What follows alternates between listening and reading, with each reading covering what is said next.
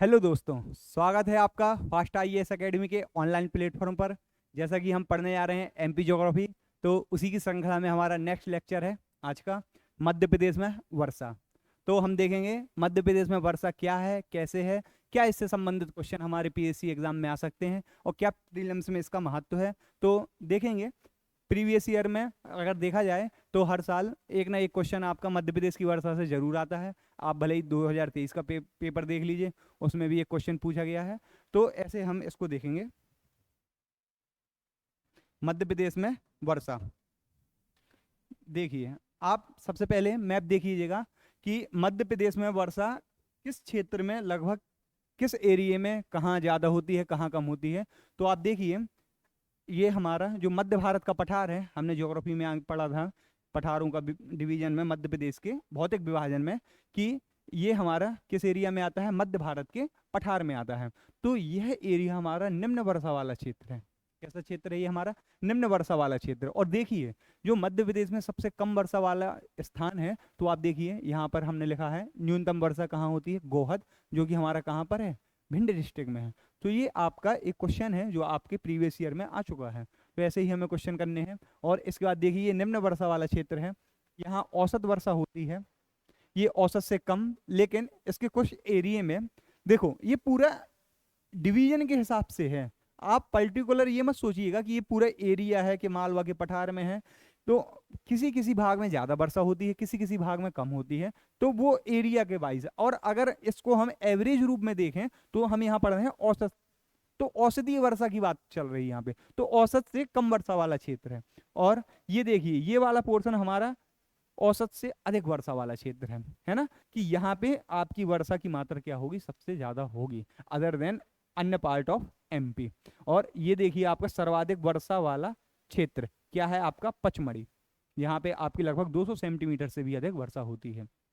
ठीक है, तो इसको हम समझेंगे। ये आपने पहले मैप के रूप में देख लिया है कि हमारी मध्य प्रदेश की वर्षा में किस एरिया वाइज कैसी होती है। तो यहाँ से आपको एक चीज़ बहुत अच्छे से समझ आ गई होगी मैप के माध्यम से, कि अगर मध्य प्रदेश में, जैसा कि आपके 2020 में एक क्वेश्चन भी आया है, कि मध्य प्रदेश में जो वर्षा होती है उसका अगर हमें घटते क्रम में देखा जाए तो किस क्रम में वह घटती है, कि किस एरिया में ज़्यादा होती है। तो यहाँ हम स्पष्ट रूप से अनुमान लगा लेंगे कि दक्षिण पूर्वी एरिया में सर्वाधिक वर्षा होती है। आप ये चीज़ समझ गए। मध्य प्रदेश का जो मैप है, तो अगर हम प्लस के पॉइंट में देखें, ये पूर्व दिशा कहलाती है हमारी, ये पश्चिम दिशा कहलाती है, ये उत्तर और दक्षिण, हमारे इस वाले एरिया में सबसे ज़्यादा वर्षा हो रही है। तो यह प्रूव है कि हमारे मध्य प्रदेश में, ये अगर आप मध्य प्रदेश का डायग्राम देखेंगे, इसमें हमारे दक्षिण पूर्वी क्षेत्र में सर्वाधिक वर्षा होती है। ठीक है। और यदि इसका क्रम देखा जाए तो तो ये कौन सा एरिया है आपका, मध्य भारत का पठार। तो यह उत्तर की ओर जाती हुई यहाँ पे वर्षा की मात्रा क्या होती जा रही है, कम होती जा रही है। और ये आपका पीएससी में ऐसे क्वेश्चन आए हैं, तो हमें इसी तरीके से अपने क्वेश्चन को डील करना है। और ये क्वेश्चन आएंगे, फिर से आएंगे, यही क्वेश्चन है, क्योंकि इनमें ज़्यादा हमारे पास कंटेंट नहीं है, जो कंटेंट है उसी में से क्वेश्चन आते हैं। तो हमें इन्हीं क्वेश्चनों को अच्छे से डील करना है, अच्छे से इनको समझना है। तो ये बात आपको आ गई होगी समझ में कि औसत से अधिक वर्षा वाला क्षेत्र ये है, ये निम्न वर्षा वाला क्षेत्र है। अगर हम ये पूछें कि किस एरिया में कहाँ तक जाते हुए आपकी वर्षा कम हो रही है, तो आप बताएंगे दक्षिण पूर्व से उत्तर। ठीक है, आगे बढ़ते हैं अपन। अब इसके बाद हम देखेंगे सबसे पहले कि मध्य प्रदेश में वर्षा, जैसे कि हमने पढ़ा था, क्या देखा हमने यहाँ पे, मध्य प्रदेश में वर्षा। हमने देखो मध्य प्रदेश में अभी अपने प्रीवियस क्लास में पढ़ा था कि मध्य प्रदेश में 3 ऋतुएं होती हैं। ठीक है, एक कौन सी होती है, ग्रीष्म ऋतु, एक होती है वर्षा ऋतु, फिर होती है शीत ऋतु। तो वर्षा ऋतु में हमारी मुख्यतः बारिश होगी। तो यहाँ पे हम देखेंगे कि मध्य प्रदेश में जो वर्षा होती है वह कब से कब होती है, वह जून से अक्टूबर। कब होती है, फ्रॉम जून टू अक्टूबर। ठीक है, तो ये भी अपने आप में क्वेश्चन है एक, कि मध्य प्रदेश में वर्षा कब होती है, तो किस माह पर होती है, तो जून से अक्टूबर तक मध्य प्रदेश में सामान्यतः वर्षा मानी जाती है। फिर हम देखेंगे कि वर्षा के आधार पर मध्य प्रदेश को कितने भागों में बांटा गया है। तो वर्षा के आधार पर, जैसे कि हमने पीछे अभी डायग्राम में देखा था, ये हमने मध्य प्रदेश का मैप बनाया था, इसमें हमने देखा था औसत वर्ष, औसत से अधिक, औसत वर्षा, औसत से कम वर्षा और निम्न वर्षा वाला क्षेत्र। ये हमने 4 भाग देखे थे मध्य प्रदेश के मैप में। तो यहाँ पे हम देखेंगे कि वर्षा के आधार पर कितने भागों में बांटा गया है, 4 भागों में बांटा गया है। ठीक है, देखेंगे Madhya Pradesh divided into 4 part on the basis of rainfall. और यदि अगर एवरेज रेनफॉल देखा जाए मध्य प्रदेश में, तो एवरेज रेनफॉल मध्य प्रदेश में कितना है, औसत वर्षा। ये वाला आपका फैक्ट बहुत इंपॉर्टेंट फैक्ट है, इसे आप मार्क कर लीजिएगा कि मध्य प्रदेश में औसत वर्षा कितनी होती है। तो लगभग 112 सेंटीमीटर की मध्य प्रदेश में औसत वर्षा लगभग कितनी होती है, 112 सेंटीमीटर। ठीक है, और यदि यही क्वेश्चन आपका भारत के संदर्भ में आ जाए तो देख लीजिएगा, आप यहीं लिख लीजिएगा अपने नोट्स में। तो भारत में यही वर्षा कितनी होती है, 125 सेंटीमीटर औसत वर्षा के रूप में। ठीक है, ये फैक्ट नोट कर लिया आपने। अब इसके बाद देखेंगे हम कि हमने कौन कौन से 4 भागों में इनको डिवाइड किया है। सबसे पहले आप देखेंगे निम्न वर्षा वाला क्षेत्र, क्या है इसका, लो रेनफॉल एरिया, निम्न वर्षा वाला क्षेत्र मैप में जैसा कि हमने देखा था। फिर इसके बाद हम देखेंगे औसत से कम वर्षा वाला क्षेत्र, मतलब बिलो एवरेज रेनफॉल एरिया। फिर इसके बाद हम देखेंगे औसत वर्षा वाला क्षेत्र, जहाँ पर औसत वर्षा होती है, एवरेज रेनफॉल एरिया। फिर इसके बाद हम देखेंगे औसत से अधिक वर्षा वाला क्षेत्र, अबव एवरेज रेनफॉल, मतलब यहाँ पे औसत से अधिक वर्षा होती है। इन 4 भागों में हमने मध्य प्रदेश को बांटा हुआ है। ठीक है, अब देखेंगे हम सबसे पहले मध्य प्रदेश में निम्न वर्षा, ये हमारा क्या है, निम्न वर्षा वाले क्षेत्र की किस एरिया में कितनी वर्षा, निम्न वर्षा कितनी होती है। तो हम वर्षा की मात्रा के देखेंगे, सबसे पहले क्या देखेंगे, अमाउंट ऑफ रेनफॉल। तो ये कितना है अपना 75 से 100 सेंटीमीटर। यहाँ पे वर्षा कितनी होती है, 75 से 100 सेंटीमीटर वर्षा होती है इस एरिया में, जो हमारा निम्न वर्षा वाला क्षेत्र है। और यदि इसमें हम शामिल क्षेत्र देखें, जैसा कि हमारा मैप बना हुआ था, फिर से आप देखिए, ये हमारा मध्य प्रदेश का मैप है। तो हमें ये एरिया देखना है, तो ये वाला एरिया हमारा क्या है, निम्न वर्षा वाला क्षेत्र है, जिसमें आपके नाम आएगा भिंड का, ठीक है, फिर मुरैना, शिवपुरी, ग्वालियर, और इसके बाद आपका मंदसौर और नीमच। ये वाले एरियो में हमारे, और आपका ये वाला पोर्शन भी आ जाएगा यहाँ पे, मंदसौर और नीमच वाला क्षेत्र भी, जहाँ पे हमारी क्या होती है, निम्न वर्षा होती है। ठीक है, अब इसके बाद देखेंगे हम, इसके बाद देखेंगे औसत से कम वर्षा वाला क्षेत्र, कि जहां पर औसत से कम वर्षा होती है। मतलब अगर हमने देखना है तो 112 सेंटीमीटर जो कि हमने देखा था, ये हमारे यहाँ की औसत वर्षा है। तो हमने निम्न वर्षा देखी तो हमारे यहाँ पे 75 से 100 सेंटीमीटर हमने देखी थी, वो 75 से कम थी।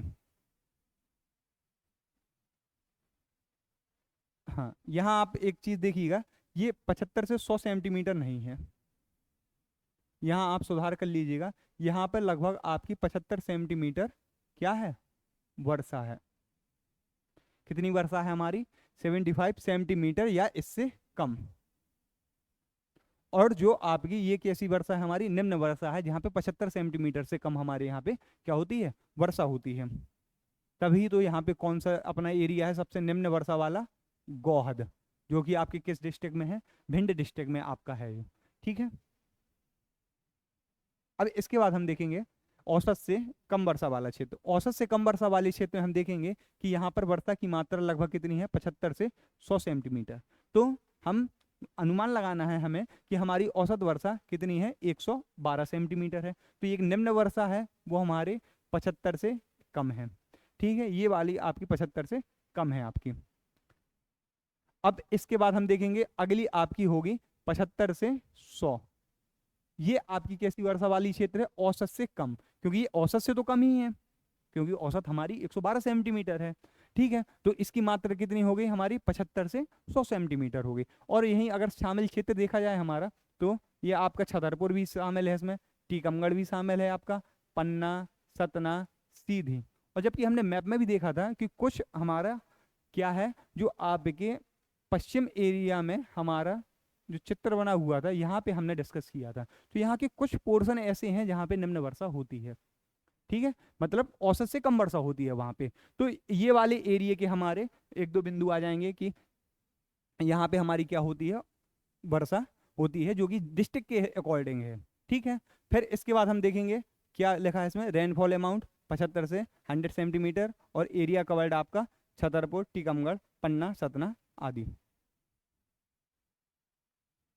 फिर इसके बाद हम देखना है हमने कि औसत वर्षा वाला क्षेत्र क्या है, जहाँ पे लगभग औसत वर्षा होती है। तो हम देखेंगे वर्षा की मात्रा, यहाँ पे वर्षा की मात्रा है हमारी 100 से 125 सेंटीमीटर। तो इसके अंतर्गत हमारी जो औसत वर्षा वही है 112 सेंटीमीटर, इसके अंतर्गत आ जाती है। इसमें हमने देखना है कि इसमें शामिल क्षेत्र कौन कौन से हैं। तो हमारा सागर हो गया, जबलपुर हो गया, कटनी हो गया, होशंगाबाद हो गया, रायसेन, सीहोर, देवास और इंदौर, ये सारे एरिया हम इसमें देखेंगे जो हमारे क्या हैं, औसत वर्षा वाले क्षेत्र हैं। यहाँ पे लगभग कितनी वर्षा होती है, 100 से 125 सेंटीमीटर वर्षा होती है।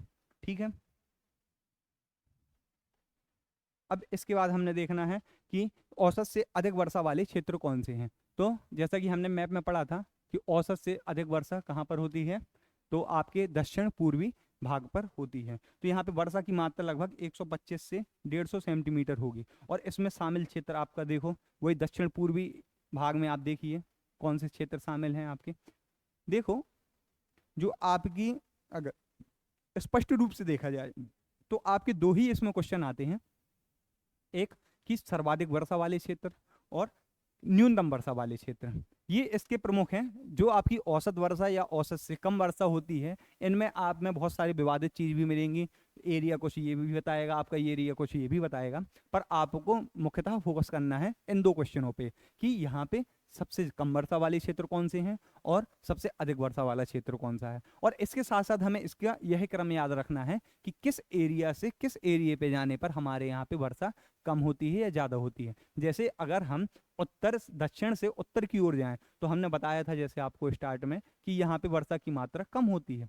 और यदि हम पूर्व से पश्चिम का भी अनुमान लगाएं, तो ये भी आप देखिए कि अगर दो भागों में अगर हम इसका डिवीजन करें कि पूर्वी एरिया में ज़्यादा होती है कि पश्चिम एरिया में ज़्यादा होती है, किस एरिया में, तो इसका ये हिसाब होगा कि हमारे पूर्वी एरिया में वर्षा की मात्रा अधिक होगी और पश्चिम जाते हुए इसकी मात्रा क्या होती जाएगी, कम होती जाएगी। तो इनको हमें दोनों तरीके से वर्गीकरण को याद रखना है। फिर हमें पीएससी में जो क्वेश्चन पूछा जाए उसके अकॉर्डिंग इसमें आंसर हमें देना है। ठीक है, तो यहाँ पे हम पढ़ रहे थे कि रेनफॉल अमाउंट कितना है हमारा औसत से अधिक वर्षा वाले क्षेत्र में, तो 125 से 150 सेंटीमीटर। और एरिया कवर्ड आपका कौन कौन सा एरिया कवर्ड कर रहा है, बालाघाट, छिंदवाड़ा, मंडला, डिंडोरी, शहडोल आदि एरिया आपके क्या कर रहे हैं, कवर करते हैं। फिर इसके बाद देखेंगे हम महत्वपूर्ण तथ्य। ये तथ्य आपको बहुत इंपॉर्टेंट तथ्य हैं, ये आपको कवर करने हैं और यह आपके पीएससी में क्वेश्चन कोई ना कोई इनसे जरूर आता है। ठीक है, तो आप देखेंगे सबसे पहले सर्वाधिक वर्षा वाला क्षेत्र कौन सा है हमारे यहाँ पे सर्वाधिक वर्षा वाला क्षेत्र कौन सा है, पचमढ़ी। पचमढ़ी जैसे कि बताया, पचमढ़ी किस डिस्ट्रिक्ट में है, होशंगाबाद डिस्ट्रिक्ट में है। ठीक है, फिर हम देखेंगे 200 सेंटीमीटर या इससे अधिक या प्लस वर्षा यहाँ पे होती है। ठीक है, और इसका मुख्य रीजन क्या है, प्रेजेंस ऑफ माउंटेन्स। ठीक है, यहाँ पे क्या है आपकी प्रेजेंस ऑफ माउंटेन, यहाँ पे पर्वतों की उपस्थिति। इसका कारण, कारण नहीं, इसका कारण क्या है आपका पर्वतों की उपस्थिति। पर्वतों की उपस्थिति के कारण यहाँ पे क्या होती है, सबसे ज्यादा वर्षा होती है। और फिर अपन देखेंगे मिनिमम रेनफॉल एरिया, तो ये हमारा क्या है, जैसा कि हमने पहले भी बताया, गोहद भिंड में है। ठीक है, फिर एक और आपके लिए बहुत इंपॉर्टेंट क्वेश्चन ये है कि 60 सेंटीमीटर की जो आपकी क्या होती है, समवर्ती रेखा होती है, वह मध्य प्रदेश को पूर्वी और पश्चिमी दो भागों में आपको क्या करती है, विभाजित करती है। तो वर्षा के समान लाइन को खींचने वाली रेखा, तो यह 60 सेंटीमीटर की लाइन है आपकी, जो आपके मध्य प्रदेश को पूर्वी एवं पश्चिमी भाग दोनों में डिवीजन करती है। तो जैसा कि मैंने आपको बताया था कि अगर पूर्वी एवं पश्चिमी भाग के अनुरूप देखा जाए, तो मध्य प्रदेश में पूर्वी भाग में वर्षा ज़्यादा होती है, पश्चिमी भाग में कम होती है। और 60 सेंटीमीटर की आपकी समवर्ती वर्षा रेखा आपकी इन दोनों को क्या करती है, डिवाइड करती है। अब इसके बाद देखेंगे हम फैक्ट के हिसाब से कि सर्वाधिक औसत वर्षा वाला जिला है। ये आपका क्वेश्चन अभी पीएससी में नहीं आया है और यह आपका इंपॉर्टेंट क्वेश्चन है, इसमें आप इंपॉर्टेंट लगा लीजिएगा कि किस जिले में सर्वाधिक औसत वर्षा होती है, जिला पूछ रहे हैं यहाँ पे। अब आपको क्वेश्चन बहुत ही ध्यान से पढ़ना है, ठीक है। जो पचमढ़ी है वहां पे होती है सबसे ज्यादा वर्षा, लेकिन अगर अपन जिला पूछा जाए कि किस जिले में सर्वाधिक औसत वर्षा होती है, तो वह डिस्ट्रिक्ट है अपना कौन सा, बालाघाट, ठीक है।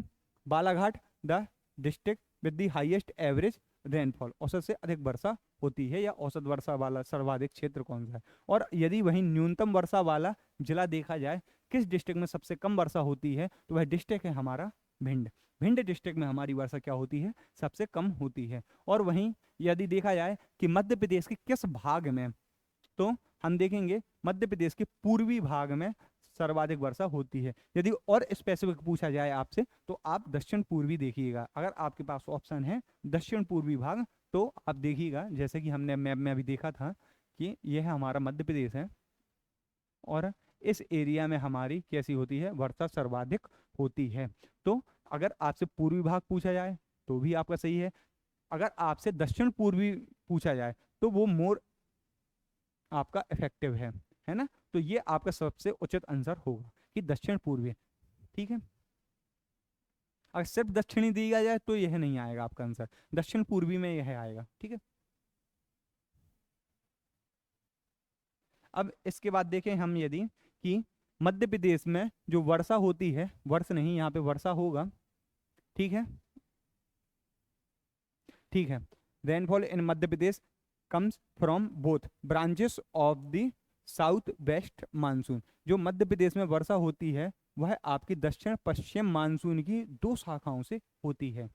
अब आपको इसको समझना है कि दक्षिण पश्चिम मानसून से कैसे ये वर्षा होती है। तो आप ये देखिए, यह हमारा भारत है, समझिए आप, ठीक है, ये हमारा भारत है। हमने ये आपको पहले भी समझाया था कि यहाँ पे जो दक्षिण पश्चिम मानसून होता है, ये मध्य प्रदेश के कहाँ से बनेगा। इसका तात्पर्य है कि जो भारत है अपना, भारत के दक्षिण और पश्चिम एरिया, मतलब जहाँ हमारे अरब सागर स्थित है, यहाँ से मानसूनी पवनें उठती हैं और यह हमारे पूरे भारत में क्या कराती हैं, वर्षा कराती हैं। यह दो शाखाओं में हमारी बढ़ती हैं, एक आपकी कहलाएगी ये वाली अरब सागर की शाखा, ठीक है, और एक आपकी यहाँ से जो हमारा क्या है, प्रायद्वीपीय भारत है, यहाँ से कटती हुई दो भागों में हमारी ये आती हैं, ठीक है। और हमारे देश में और मध्य प्रदेश में क्या कराती हैं, वर्षा कराती हैं।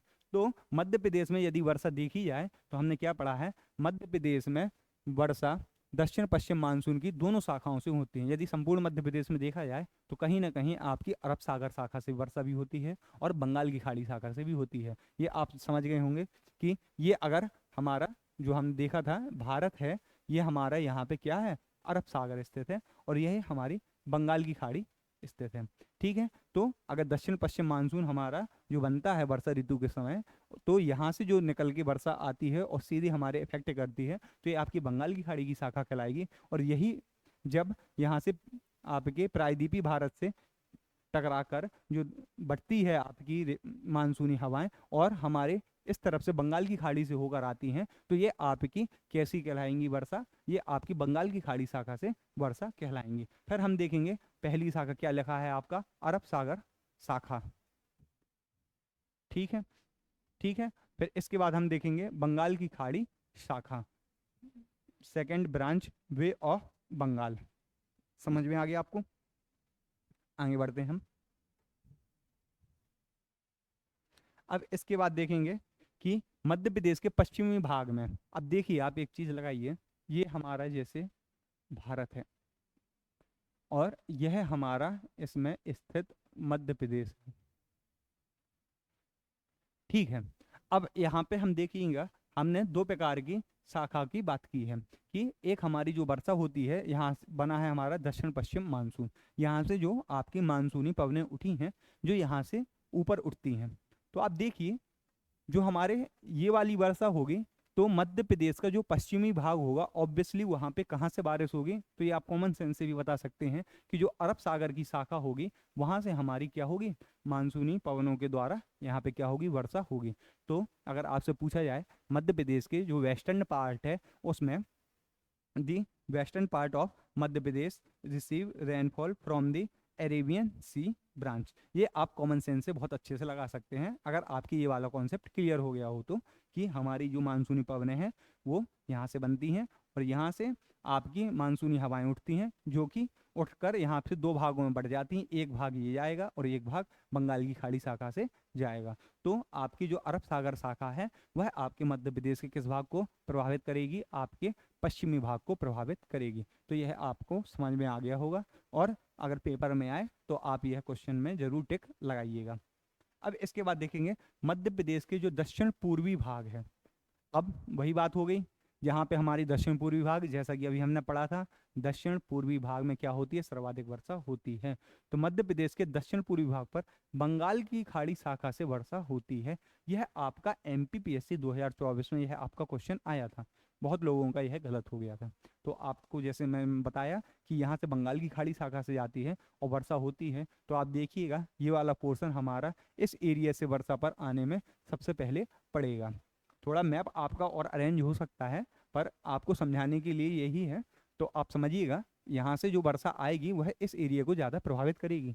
जरूरी ये नहीं है कि यहाँ से सिर्फ इससे ही बारिश होगी। ये आपकी अरब सागर की शाखा जब यहाँ से यहाँ तक जाएगी तो कुछ पोर्शन यहाँ भी जाएगा इसका। आप समझिए ना, कि जैसे ये है आपका भारत, ये आपका मध्य प्रदेश माना कि यहाँ बना है, तो जब वर्षा जाती है तो इसकी उस एरिया पे मात्रा कम हो जाती है। मात्रात्मक रूप से वहां पे क्या होगा? बारिश कम होगी। तो ये जैसे यहाँ पे आई है आपकी, तो यहाँ बारिश तो करेगी, लेकिन इस वाले एरिया में थोड़ी इसकी एफिशिएंसी कम हो जाएगी। और जबकि इस वाले एरिया से जो बारिश होगी इसकी एफिशिएंसी यहाँ पर क्या होगी? अधिक होगी। तो अधिक मात्रा में यहाँ पे जो बारिश होगी वह आपकी किस शाखा से होगी? बंगाल की खाड़ी शाखा से होगी। और यही क्वेश्चन हमारे एमपीपीएससी ने, मध्य प्रदेश लोक सेवा आयोग ने, यह क्वेश्चन आपके 2024 के प्री में पूछा है।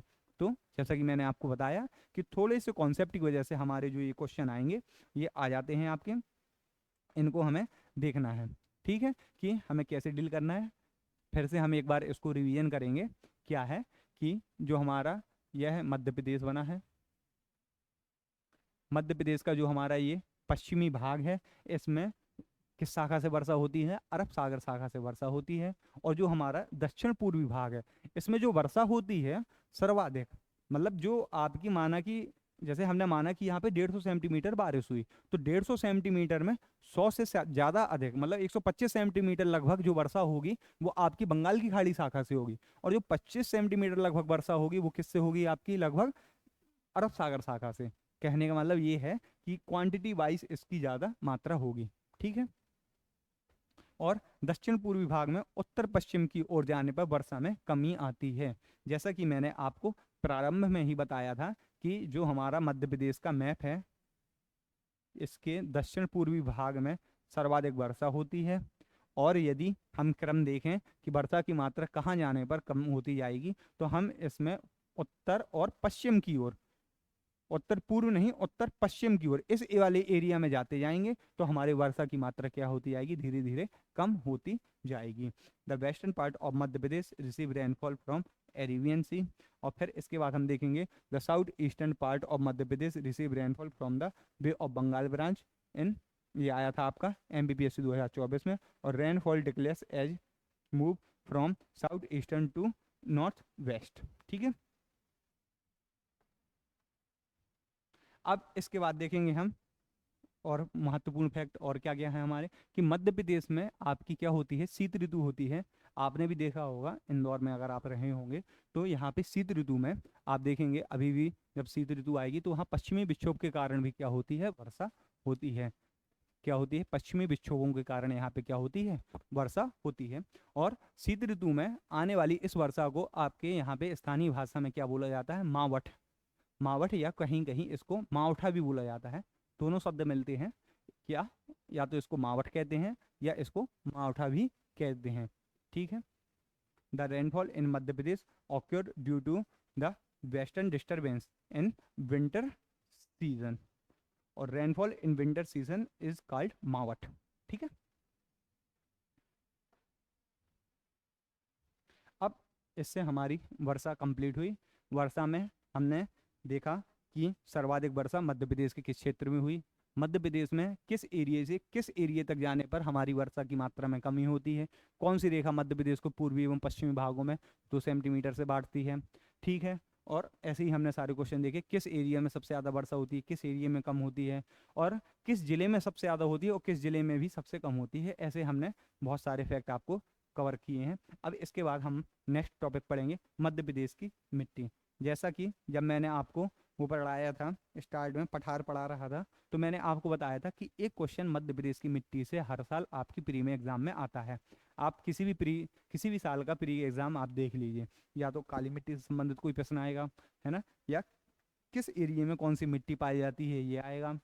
तो ये आपके ना सिर्फ प्री में आता है, अच्छा फैक्ट, ये आपके इसके मेंस में भी आता है। आप देखिए मेंस एग्जाम में भी आप देखिएगा, आपके 2023 का जो मेंस हुआ है उसमें आप देखिए, उसमें पूछा गया है कि मध्य प्रदेश के किस भाग में, ज्योग्राफी के आपके पेपर में, कि किस भाग में काली मिट्टी पाई जाती है, उनके क्षेत्रों को बताइए, तथा इसके साथ साथ आप यह बताइए काली मिट्टी की विशेषताएं। तो आपके ये प्री और मेंस जितने भी हम यहाँ पे टॉपिक कवर कर रहे हैं, यही सारे टॉपिक आपके मेंस के लिए भी क्या है, फायदेमंद हैं। ठीक है, और हम उसी वे में पढ़ रहे हैं कि आपके दोनों फैक्ट क्या हो, क्लियर हो जाए। ठीक है, अब अपन पढ़ेंगे मध्य प्रदेश में मिट्टी। तो उसको जानने के पहले सबसे पहले हमें यह जानना है कि मिट्टी क्या है। तो आप देखिए, धरातल की ऊपरी परत पर जो पेड़ पौधे के उगाने व बढ़ाने के लिए आवश्यक तत्वों को प्रदान करती है, वह क्या कहलाती है, मिट्टी कहलाती है। The surface of the earth which provide the necessary elements for the growth and development of trees and plants is called soil. मतलब हम धरातल में उस चीज की बात कर रहे हैं कि जो धरातल है आपका, माना कि आप ये देखिए कि आपकी ये धरती है, इसके ऊपर एक कोई ऐसी परत है, समझिए, ये आपकी जो चट्टान है, आप देखिए आप जब भी खड़े रहते हैं तो थोड़ी बहुत धूल होती है, उसके नीचे आपकी चट्टानें हैं। तो जो चट्टान के ऊपर की जो आपकी परत है, और यह परत वह कौन सी परत होगी, जो पेड़ पौधों को उगाने एवं बढ़ाने में क्या होगी, सहायक होगी, या जो आपका यहाँ पे पेड़ उगेगा उसके लिए जो आवश्यक न्यूट्रिएंट्स होते हैं, है ना, जो भी एलिमेंट्स होते हैं आपके, वो कौन प्रदान करेगा, यह ऊपरी परत जब प्रदान करने लगती है तो इस परत को फिर हम क्या बोलेंगे, मिट्टी बोलेंगे। तो आपको डेफिनेशन शायद समझ में आ गई होगी। और मिट्टी चट्टान तथा जीवांश के क्या होती है, मिश्रण होती है। और जो आपकी ये है, मैंने बताया कि ये आपकी चट्टान है और इसकी जो ऊपरी परत है ये वाली, और इसका निर्माण अगर देखा जाए तो किससे होता है, तो यह चट्टान, कोई भी जो यहाँ पे नीचे चट्टान होगी, या तो इसमें अपर्दन एवं निक्षेपण हुआ होगा, जिस कारण यह इसके कुछ पार्ट यहाँ पे टूट चुके थे, और यहाँ पे जो जीव रह रहे हैं ये आपस में मिल गए। जब ये चट्टान और जीवंश आपस में मिल गए तो इससे आपका काय का निर्माण हुआ है, मिट्टी का निर्माण हुआ है। ठीक है, आप इसको समझिएगा अच्छे से। अब इसके बाद देखेंगे हम देखेंगे मध्य प्रदेश में मिट्टी। मध्य प्रदेश में मिट्टी को लगभग क्या है, ये गवर्नमेंट के द्वारा आपको मध्य प्रदेश में 5 टाइप की मिट्टी को क्या है, बांटा गया है। 5 प्रकार की आपकी यहाँ पे मिट्टी है। कौन कौन सी हैं, alluvial soil, black soil, red yellow soil, फिर आपकी मिक्सड सॉइल और लेटेराइट सॉइल। हमारे ये भी आपका क्वेश्चन आ सकता है कि मध्य प्रदेश में यहाँ पे कितने प्रकार की मिट्टी को बांटा गया है, तो आप टिक कीजिएगा, 5 प्रकार की मिट्टी बांटी गई है। ठीक है, कौन कौन सी, जलोढ़ मिट्टी हिंदी में देखें, काली मिट्टी, लाल पीली मिट्टी, मिश्रित मिट्टी और लेटेराइट मिट्टी। 5 मिट्टियों में हमारे मध्य प्रदेश को बांटा गया है। ठीक है, तो आप देखिए, अगर मैप ये हमारा है, मैप के नज़रिए में देखें तो जो हमारा ये वाला एरिया है, मैक्सिमम एरिया, ये हमारा किस मिट्टी को प्रदर्शित करता है, काली मिट्टी, जो कि आपका पीएससी में क्वेश्चन आया है, आपके मेंस में भी आता है, प्री में भी आया है, 2-3 बार क्वेश्चन आया है। आपका 2022 का प्री देख लीजिए, 2022 के प्री में क्वेश्चन था कि मालवा के पठार में कौन सी मिट्टी पाई जाती है, काली मिट्टी पाई जाती है, पहला ऑप्शन था उसमें। दूसरा ऑप्शन था कि काली मिट्टी और मालवा के पठार में सूती वस्त्र उद्योगों की क्या है, अधिकता है। तो ये दोनों क्वेश्चन अगर आपको काली मिट्टी पता है या इसकी विशेषताएं पता हैं, तो आप दोनों ऑप्शन को सही टिक करते और आपका एक क्वेश्चन बन जाता। क्योंकि जो काली मिट्टी है आपकी, काली मिट्टी क्या कराती है, जैसा कि मैंने आपको पहले भी बताया था कि काली मिट्टी आपकी क्या है, कपास के लिए बहुत उपयोगी होती है। किस चीज़ के लिए, कपास के लिए बहुत उपयोगी होती है। और कपास आपका किस चीज़ के लिए कच्चा माल उपलब्ध कराता है? जो आपका सूती वस्त्र उद्योग है, सूती वस्त्र उद्योग के लिए जो कपड़े बनाए जाते हैं वो किससे बनते हैं? आपके कपास। तो ये कच्चा माल आपका काय के लिए हो गया? सूती वस्त्र उद्योगों के लिए। तो आपके एक चीज से आपके दो पॉइंट यहाँ से क्लियर हो जाते हैं और आपका ये क्वेश्चन यहाँ पे क्या हो जाता है? सही हो जाता है। तो ऐसे ही क्वेश्चन आपके आएंगे और इन्हीं को हम यहाँ पे डील करना सीखेंगे, कैसे डील करना है वो भी देखेंगे। ठीक है, तो जैसा कि हमने यहाँ पे पढ़ा कि ये वाला आपका एरिया है, यहाँ पे कौन सी मिट्टी पाई जाती है? काली मिट्टी पाई जाती है। ठीक है, और आपकी देखिए इस वाले एरिया में जो आपका ये वाला एरिया है लगभग, यहाँ पे आपकी क्या पाई जाती है? जलोढ़ मिट्टी पाई जाती है। देखो इसके दो भी रीजन है। यहाँ से जो हमारे मध्य प्रदेश में जो नदियाँ यहाँ से प्रवाहित होके जाती हैं, ठीक है, वो यहाँ से अपने द्वारा लाकर लाई हुई क्या होती है? जो मिट्टी होती है वो यहाँ पे छोड़ देती हैं। इसके साथ साथ जो प्रायद्वीपीय जो हमारे उत्तरी भारत की जो नदियाँ होती हैं वह भी निकलती हैं और अपने द्वारा लाई हुई मिट्टी को यहाँ पे क्या करती हैं? छोड़ती हैं, जिस कारण यहाँ पे कौन सी मिट्टी का निर्माण होता है? जलोढ़ मिट्टी का निर्माण होता है। ठीक है, और आपकी जो ये वाला एरिया है लगभग, यहाँ पे आपकी लाल पीली मिट्टी पाई जाती है। ये वाला आपके एरिया में बुंदेलखंड एरिया है, आपको पता है मिश्रित मिट्टी पाई जाती है यहाँ पे, क्योंकि यहाँ पे मोटे अनाज होते हैं। और कुछ एरिया है जैसे आपका पचमढ़ी हो गया, बालाघाट, छिंदवाड़ा, इन एरिया में हमारे जहाँ पे वर्षा की मात्रा अधिक होती है वहाँ पे कौन सी मिट्टी पाई जाती है? लेटेराइट मिट्टी पाई जाती है। ये हमने डायग्राम के हिसाब से मिट्टियों का विभाजन पढ़ लिया। यहाँ पे कौन सी मिट्टी? काली, यहाँ पे जलोढ़, ठीक है, यहाँ पे हमने देखा रेड, येलो सॉइल, यहाँ पे हमने देखा मिश्रित या मिक्सचर मिट्टी, और यहाँ पे हमने देखा कौन सी? लेटेराइट। ठीक है, अगर जगह के हिसाब से आ जाए तो आप डायग्राम को इसको याद कर सकते हैं।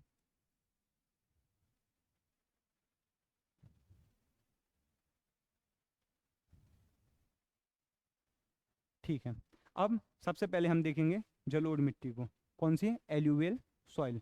तो अगर इसका सबसे पहले निर्माण देखें, जैसा कि अभी हमने पढ़ा था कि हमने क्या बताया था कि नदियों के द्वारा लाई हुई मिट्टी से इसका निर्माण होता है। द प्लेटू ऑफ सेंट्रल इंडिया, कहाँ कहाँ के? मध्य भारत का पठार, चंबल, ये आपके क्षेत्र बताया गया है। आप देखिए सबसे पहले यहाँ पे कंस्ट्रक्शन कहाँ है आपका?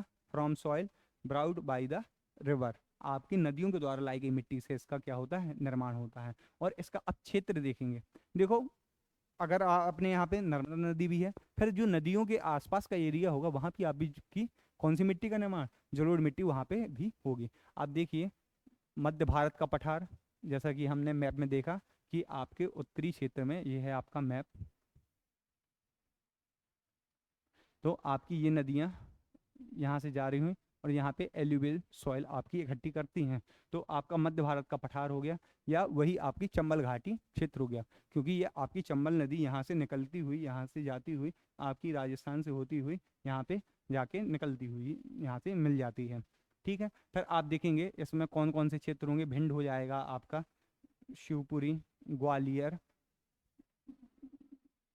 मुरैना और नर्मदा वैली रीजन, और कौन सी आपकी है? नर्मदा घाटी क्षेत्र भी इसमें आ जाएगा, क्योंकि आप देखिए नर्मदा नदी जब निकलती है तो अपने आसपास एरिया में कुछ ना कुछ जब वर्षा के दौरान निकलती होगी तो मिट्टी छोड़ दी जाती होगी, और उसी मिट्टी से आपका क्या का निर्माण हो रहा है? जलोढ़ मिट्टी का निर्माण हो रहा है। तो वही बात होगी ना आपकी, जैसे जो चंबल नदी घाटी क्षेत्र होगा, वैसे ही आपकी नर्मदा नदी घाटी क्षेत्र के आसपास वाली भूमि पर भी आपकी कौन सी मिट्टी पाई जाएगी? आपकी एल्यूवियल सॉइल पाई जाएगी। ठीक है, और अगर इसकी प्रकृति देखी जाए, आप ये देखिए, ये आपका बहुत इंपॉर्टेंट क्वेश्चन है कि जलोढ़ मिट्टी की प्रकृति कैसी होती है या इसका नेचर कैसा होता है? उदासीन नेचर की होती है। ये कैसी होती है? उदासीन नेचर की होती है, मतलब ना ही इसका पीएच मान 7 से कम होगा, ना ही इसका पीएच मान 7 से अधिक होगा। यह उदासीन मिट्टी होती है, इसलिए यह बहुत उपयोगी मिट्टी मानी जाती है। ठीक है, क्योंकि आप ये देखिए, आपने ज्योग्राफी में पढ़ा होगा जलोढ़ मृदा, उसमें भी एक नवीन होती है और एक आपकी ओल्ड होती है। तो जो आपकी न्यू होती है उसमें क्या होती है? मिट्टी में उर्वरकता हमेशा बनी रहती है, क्योंकि यह हमेशा क्या होती है? नवीन होती है। नदियों के द्वारा निरंतर ये इसमें क्या होता है? प्रवाह होता रहता है। ठीक है, जिस कारण इसमें जीवाश्म वगैरह घुले हुए रहते हैं और इस मिट्टी में क्या होती रहती है? आपकी बहुत अच्छी खेती होती है। अब आप देखेंगे जलोढ़ मिट्टी का अगर क्षेत्रफल देखा जाए तो मध्य प्रदेश के लगभग कितने 3% भाग पर यह मिट्टी पाई जाती है। मध्य प्रदेश के लगभग कितने प्रतिशत भाग पर 3% भाग पर यह मिट्टी पाई जाती है। और इसमें किस खनिज की अधिकता होती है, तो इसमें पोटास की बहुत अधिकता रहती है। किसकी अधिकता रहती है, पोटास की। और वहीं यदि इसमें कमी देखी जाए तो किस किस की कमी है, इसमें नाइट्रोजन की कमी है, फॉस्फोरस की कमी है। इन दो तत्वों की इसमें क्या है, कमी भी है। और यदि इसकी प्रमुख फसल देखी जाए, मतलब मेजर क्रॉप कौन कौन सी इसमें क्रॉप को उगाया जाता है, तो आपकी व्हीट एंड कॉटन आपकी। और इसके साथ साथ इसमें गन्ना भी उगाया जाता है। क्या क्या उगाया जाता है, गन्ना, गेहूं व कपास, इन तीनों को यहाँ पे क्या होता है, उगाया जाता है। और अब एक कॉन्सेप्ट आप देखिएगा, ये आपके कभी मेंस में पूछ सकते हैं या पीएससी भी आपसे एक क्वेश्चन पूछ सकती है कि जलोढ़ मिट्टी की निम्नलिखित में से कौन सी विशेषता नहीं है, तो या यह एक किस प्रकार की मिट्टी है। तो एक ये शब्द आप समझिएगा, अक्षेत्रीय मिट्टी, नॉन रीजनेबल। जैसे अपने नाम से है स्पष्ट होती है। देखिए दो चीजें होती हैं, एक होती है क्षेत्रीय मिट्टी, कौन कौन सी, एक होता है आपका क्षेत्रीय मिट्टी और एक होता है आपका अक्षेत्रीय मिट्टी। तो कौन सा होता है, अक्षेत्रीय मिट्टी। तो आप ये समझिएगा, जो मिट्टी उसी स्थान पर पाई जाती है जिस स्थान पर उसकी चट्टानें होती हैं। समझिए कि आपकी ये चट्टान है कोई, और यहाँ से आपकी वायु की गति आई, ये आपका जलधारा आई, या ह्यूमिडिटी हो गई यहाँ पे, या वर्षा हो गई, कोई भी कारण हो जाएगा, मतलब अपर्दन के जो जो कारण होंगे, उन कारणों से यदि यह मिट्टी विखंडित हो जाती है, और विखंडित होकर जब इसी एरिया में गिरती है, तो जिस मिट्टी का निर्माण होगा वह आपकी क्षेत्रीय मिट्टी कहलाएगी। और जबकि आप देखिए जलोढ़ मृदा आपकी नदी, कहीं कहीं चट्टान होगी, कोई जीवाश्म होगा, वो कहीं भी होगा, वहां से जो बहाकर लेके आई है और किसी अन्य क्षेत्र पे जाके क्या कर देती है, छोड़ देती है। तो जैसे आप ये देखिए, नदी बहा के लाई, नदी के पास ये यहाँ की कोई चट्टान की मिट्टी है, ठीक है, और ये अपने साथ लेते हुए बह रही है, और इस एरिए पे उसने ये मिट्टी का ढेर लगा दिया, और फिर नदी अपनी क्या हो गई, आगे बढ़ गई। तो ये किसी अन्य क्षेत्र से लाई हुई मिट्टी है, ठीक है। तो इसलिए हम इसको क्या बोलते हैं, अक्षेत्रीय मिट्टी या नॉन रीजनेबल सॉइल। समझ में आ गया आपको ये कॉन्सेप्ट। फिर इसके बाद हमने ये जैसा कि पढ़ा था कि यह कैसी मिट्टी है, सर्वाधिक मोस्ट फर्टिलाइज या बहुत अधिक उपजाऊ मिट्टी है ये। फिर इसके बाद देखेंगे हम काली मिट्टी, जो कि हमारी एमपीपीएससी का बहुत फेवरेट टॉपिक है, ठीक है। अब वही हमने जो पठार वाली एरिया में पढ़ा था आपका, कि इसका निर्माण कैसे होता है, विशाल चट्टानों के अपरदन से। हमारे मालवा के पठार में दक्कन ट्रैप की चट्टानें पाई जाती हैं, जो बेसाल्ट प्रधान चट्टानें हैं। जब इन चट्टानों में अपरदन एवं निक्षेपण होता है, तो आपकी यह मिट्टी यहीं पे आके गिर जाती है, ठीक है, जिस कारण इसकी क्या होती है, रंग भी क्या है, इसका काला रंग है। और निर्माण किससे होता है, विशाल चट्टानों से। ये आपका मोस्ट इंपॉर्टेंट क्वेश्चन है, आप ये इसको याद रखिएगा। और इसका यदि विस्तार देखा जाए तो मुख्यतः शब्द देखिए, ये आपके क्वेश्चन बहुत ज़्यादा आएगा, कि मुख्यतः मालवा के पठार में होगा, व अंशतः मतलब बहुत कम मात्रा में होगा जरूर नर्मदा घाटी क्षेत्र में व सतपुड़ा पर्वत श्रृंखला में। फिर वहीं यदि इसके नेचर देखा जाए, इसका नेचर है तो एल्कलाइन सॉइल है। ये कैसी मिट्टी है, ये क्षारीय मृदा है, ठीक है। इसके हमें तीनों फैक्ट याद रखने हैं, कि इस मिट्टी का निर्माण हमारा कैसे हुआ है, बेसाल्ट प्रधान चट्टानों से। इस मिट्टी की सर्वाधिक मात्रा हमारी कहाँ पाई जाती है, मालवा के पठार में, और अंततः आपकी सतपुड़ा घाटी क्षेत्र व नर्मदा वैली में पाई जाती है। और यदि इसका नेचर देखा जाए तो यह कैसे नेचर है, एल्कलाइन नेचर है या क्षारीय मृदा है ये हमारी। अब देखेंगे हम इसका इसका क्षेत्रफल। तो अब ये इंपॉर्टेंट आपका फैक्ट हो गया कि मध्य प्रदेश में सर्वाधिक किस प्रकार की मिट्टी पाई जाती है। तो आपने टिक करना है, मध्य प्रदेश में सर्वाधिक काली मिट्टी पाई जाती है, और लगभग यह मध्य प्रदेश के 47% भाग में पाई जाती है। तो मध्य प्रदेश की लगभग 47 या 47% भाग पर यह मिट्टी पाई जाती है, और हाईएस्ट इन मध्य प्रदेश, जो मध्य प्रदेश में सर्वाधिक है, ठीक है। फिर इसका अगर हम देखें कि इसमें किसकी अधिकता रहती है, तो आयरन एंड लाइम की, लोहे व चूने की इसमें क्या होती है, अधिकता रहती है। और यदि इसमें कमी देखी जाए तो फास्फोरस की कमी होगी, नाइट्रोजन की व जैविक तत्वों की इसमें क्या होगी, कमी होगी। अब आपने बताना है कि अगर काली मिट्टी है तो यह कैसी मिट्टी होगी, रीजनल या नॉन रीजनल, कमेंट करिएगा आप।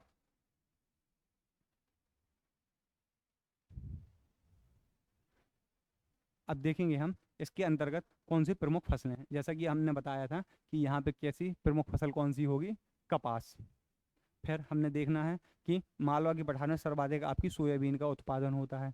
फिर इसी एरिया में आपकी किसकी, मूंगफली की खेती ज़्यादा होती है। तो यह काली मिट्टी में सर्वाधिक उगाई जाने वाली आपकी क्या है, फसलें हैं। और यह अन्य नामों से भी आ सकती है कि रेगुर मिट्टी किसे कहते हैं या चैनोजम मिट्टी किसे कहते हैं। तो अदर नेम इसका क्या है, रेगुलर नहीं, ये रेगोर करना है, रेगोर, यहाँ पे रेगोर करना है, रेगोर सॉइल और चैनोजम सॉइल। और रीजन और ब्लैक कलर, इसमें काले रंग का प्रमुख कारण क्या है, तो यह इंपॉर्टेंट है आपका, इसको याद रखना है। जो काली मिट्टी होती है, इस मिट्टी के काले रंग का कारण क्या है, titaniferous magnetite. Titaniferous magnetite के कारण इसका रंग क्या होता है, काला होता है। टिटेनी फेरस मैग्नेटाइट, इसके कारण इसका रंग क्या होता है, काला रंग होता है।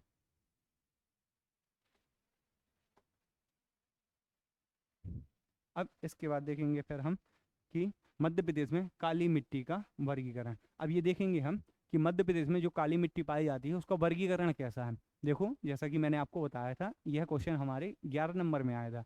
अब जो आपका 10 नंबर है नए पैटर्न के अनुसार, उसमें भी यह क्वेश्चन आपका प्रीवियस ईयर का रिपीट हो सकता है आपके मेंस के लिए भी, और प्री में भी जैसा कि आता है आपका। एक बार ये पूछ चुका था कि काली मिट्टी, गहरी काली मिट्टी कहाँ होती है, किस एरिया में होती है। तो इसका भी हमें क्या करना है, पढ़ना है, अनुमान लगाना है कि कैसे हम इसको सही करेंगे। तो आप देखेंगे डीप काली मिट्टी, तो जो आपकी गहरी काली मिट्टी होगी वह आपकी नर्मदा वैली में और मालवा प्लेटू में, इन दोनों जगह पाई जाएगी, कि नर्मदा घाटी व मालवा के पठार में। और वहीं यदि ऑर्डिनरी मतलब साधारण काली देखी जाए तो यह सर्वाधिक आपके कहाँ पाई जाती है, मालवा के पठार में पाई जाती है। ठीक है। और यदि इसके बाद छिछली काली मिट्टी देखिए कि इसमें कालापन क्या होगा, अपेक्षाकृत इन दोनों से कम होगा। तो यह सतपुड़ा पर्वत श्रृंखला में पाई जाती है मुख्यतः, जिसमें आपका एरिया छिंदवाड़ा होगा, पांडौना डिस्ट्रिक्ट होगा, शिवनी, सिवानी नहीं, शिवनी, बैतूल आदि जिले में होगा। ठीक है। तो हमने 3 भागों में मिट्टी को बांटा है, काली मिट्टी को, गहरी काली मिट्टी, साधारण काली मिट्टी और आपकी छिछली काली मिट्टी। तो हमने गहरी काली मिट्टी देखा है आपका नर्मदा वैली में और मालवा के पठार में। फिर इसके बाद हमने साधारण काली मिट्टी को देखा है, यह आपके मालवा के पठार में है सबसे ज़्यादा भाग। और वहीं छिछली काली मिट्टी को देखा है तो ये आपके सतपुड़ा पर्वत श्रृंखला में, जहाँ आपका छिंदवाड़ा वाला एरिया हो गया, आपका पांडुर्ना हो गया, शिवनी, फिर बैतूल, इन जिलों में यह मिट्टी पाई जाती है।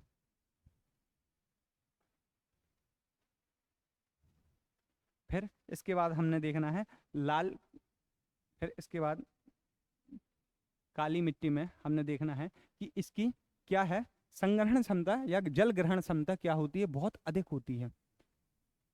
क्या होती है इसकी ग्रहण क्षमता, मतलब ये देखिए आप, आपने अगर इंदौर में होंगे तो आपकी मैक्सिमम जगह पे आपकी यही देखिएगी काली मिट्टी, जो कि देखिए बारिश होने पर बहुत ज़्यादा कैसी हो जाती है, लिपलिपी या गिलगिली टाइप की हो जाती है, जिसमें क्या होती है, चिपचिपी टाइप की हो जाती है। और वहीं यदि सूख जाए वह मिट्टी तो भुरभुरी सी हो जाती है। ठीक है। तो ये आपको इन दोनों की यह विशेषता भी याद रखनी है कि इसमें क्या है। अब चिपचिपी कब होगी, जब उस मिट्टी में क्या होगा, जल ग्रहण करने की मात्रा क्या होगी, सर्वाधिक होगी। तो इस मिट्टी में जल ग्रहण करने की मात्रा सर्वाधिक होगी है, और पानी की अधिकता होने पर यह कैसी हो जाती है, चिपचिपी हो जाती है। ठीक है। तथा पानी की कमी होने पर यह मात्रा कैसी हो जाती है, यह भुरभुरी हो जाती है। ठीक है। और जैसा कि अभी हमने पूछा था यह कैसी मिट्टी है, तो यह आपका रहा answer, this is a regional soil. यह कैसी मिट्टी है, यह एक क्षेत्रीय मिट्टी है।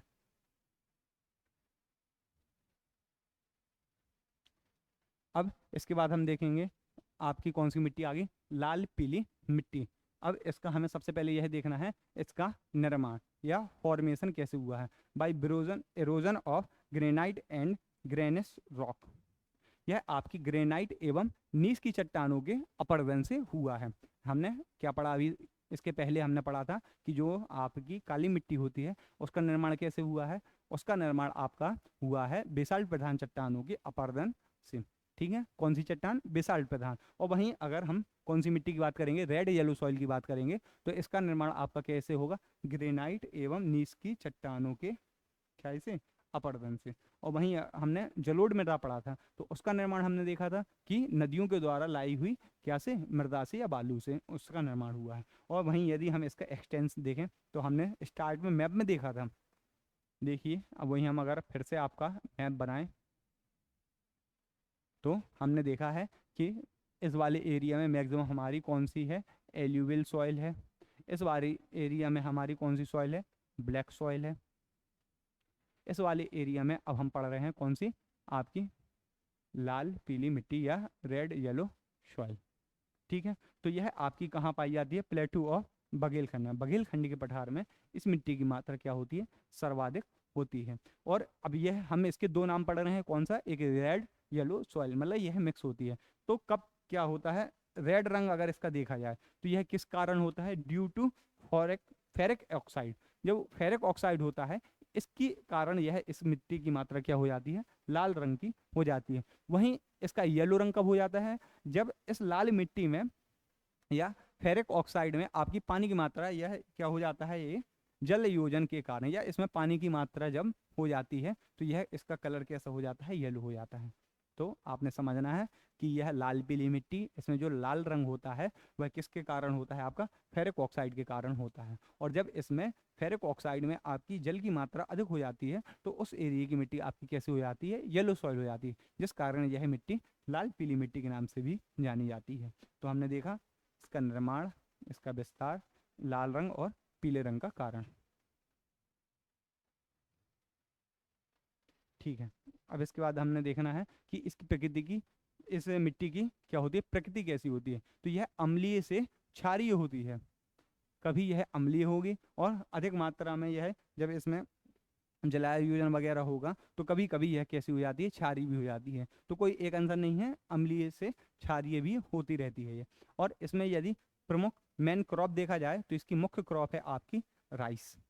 और यदि फिर जैसे हमने देखा कि जो बेसाल्ट प्रधान चट्टानें थी वो अपरदित होकर उसी जगह पे गिरी थी, तो वह कैसी मिट्टी कहलाई थी, रीजनल मिट्टी, ब्लैक सॉइल। और उसी प्रकार आपकी यह ग्रेनाइट सॉइल से बनती है, ग्रेनाइट चट्टानों से, तो जिस कारण यह मिट्टी कैसी कहलाएगी आपकी, जैसे या रीजनल सॉइल, यह भी आपकी कैसी मिट्टी कहलाएगी, क्षेत्रीय मिट्टी कहलाएगी। ठीक है,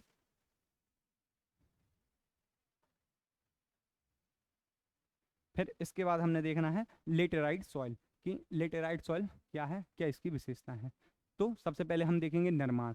जब किसी एरिया में देखो, आप सबसे पहले लेटेराइट अगर सॉइल देखें तो अगर भारत के संदर्भ में देखें तो लेटेराइट सॉइल आपकी सबसे ज़्यादा केरल वाली एरिया में पाई जाती है। देखिए आप, जो हमारा भारत है, ये वाला जो आपका एरिया है, इस एरिया में, केरल वाले एरिया में सबसे ज़्यादा लेटेराइट मिट्टी। और इसका प्रमुख कारण यही है कि वर्षा की मात्रा का बहुत अधिक होना। इसकी यही विशेषता होती है, जहाँ पे 200 सेंटीमीटर से अधिक वर्षा या लगभग इसके आसपास की जो वर्षा होती है वहाँ पे ये वाली सॉइल पाई जाती है। अब आपके लिए ये कैटेगराइज करना बहुत आसान हो गया कि इस मिट्टी का विस्तार किस एरिया में होगा। तो अभी हमने जैसा कि पढ़ा है इस क्लास में ही कि वर्षा की मात्रा आपकी दक्षिण पूर्वी एरिया में ज़्यादा होती है, जो आपकी बालाघाट और छिंदवाड़ा में है। तो इस मिट्टी का आपका कहाँ पर होगी यह मिट्टी, छिंदवाड़ा व बालाघाट में। और साथ में आपको पता है कि पचमढ़ी में भी 199 सेंटीमीटर या 200 सेंटीमीटर से अधिक वर्षा होती है या इतनी वर्षा होती है, तो वहाँ पर भी इस मिट्टी की क्या हो जाएगा, यह मिट्टी पाई जाएगी। ठीक है, तो अब इसका निर्माण देखेंगे हम, आर्द्रता और शुष्कता में क्रमिक परिवर्तन के कारण। क्या होता है कि पहले बारिश की मात्रा अधिक हुई जिस कारण वहां से कुछ तत्व वहां से निकल जाते हैं। ठीक है, फिर वह उसमें क्या हो गई, शुष्कता आ गई, मतलब पानी की कमी हो गई, जिस कारण इसी के क्रमिक परिवर्तन की, बारिश की अधिकता, फिर वहां पे बारिश रुक जाना, सूख जाना, फिर बारिश की अधिकता, ऐसा जब क्रमिक परिवर्तन होता रहता है तब आपकी लेटेराइट मिट्टी का क्या होता है, निर्माण होता है। और यदि इसका नेचर देखा जाए तो यह नेचर में कैसी है, एसिडिक नेचर है इस मिट्टी का। तो इस मिट्टी की प्रकृति कैसी होगी, आपकी अम्लीय प्रकृति होगी।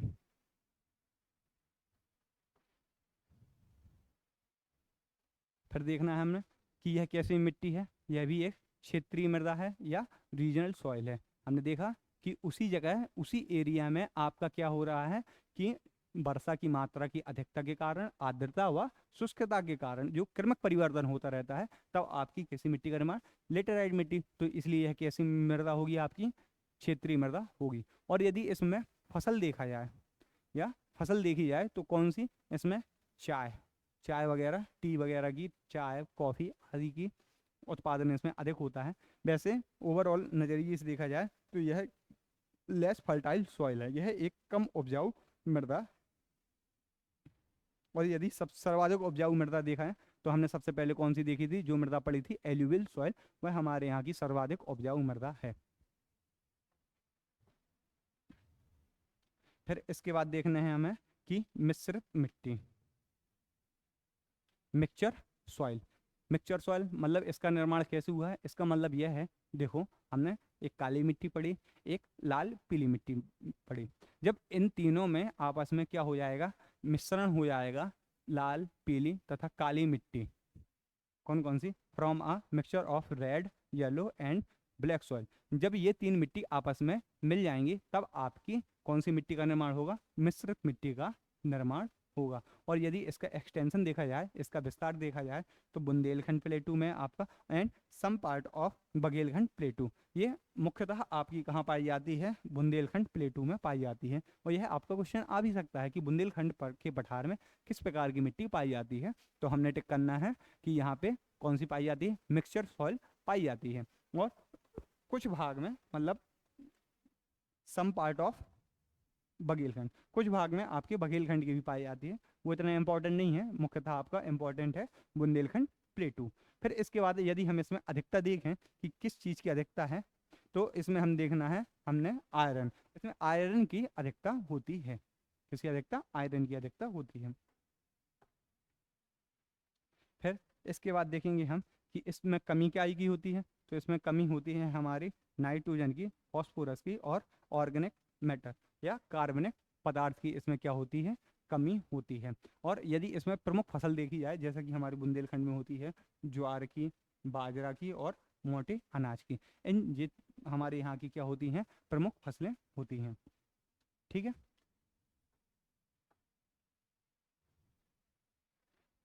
तो यह था हमारा आज का लेक्चर।